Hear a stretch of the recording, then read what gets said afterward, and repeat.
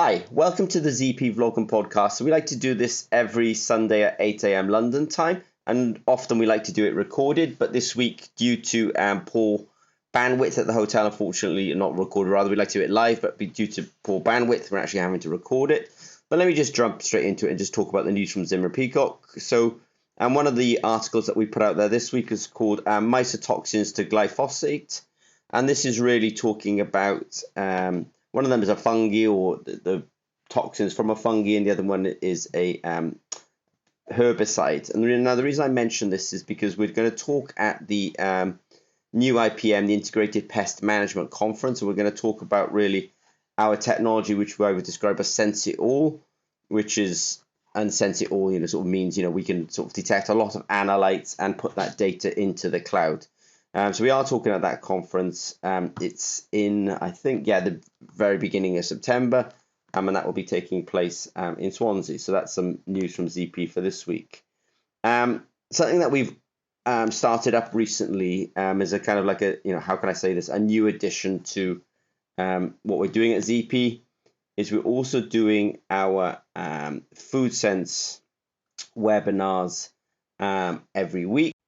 So as the sort of user base grows and as more questions come in, somebody was asking about the repeatability of tests on our Food Sense repeatability in regards to, if I do 5 tests, how do I kind of determine the repeatability of it? And this is really just sort of basic statistics, doing things like standard deviation. And we also talked about the dilution of capsaicin, and this is really a kind of chemistry question. So we did cover these two things in our weekly Food Sense webinar.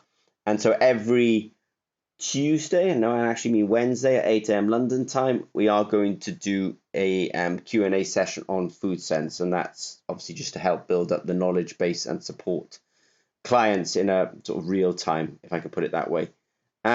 Also, don't forget that we will continue with our long tradition of doing our ZP Developer Zone webinar every Thursday at 8 a.m. London time. The next one's on the 24th of August, and questions that come in during the week, we then, if they're of a technical nature and sort of more generic, we answer them in a kind of an anonymized fashion in that particular webinar. So people are welcome to sort of post questions to that. Some other news from Zimmer and Peacock is we do have a very big workshop building on the 11th and 12th of September in Horton. This is happening just before our main S3 conference, Scandinavia Sensor Summit. So there's a sort of back-to-back events here.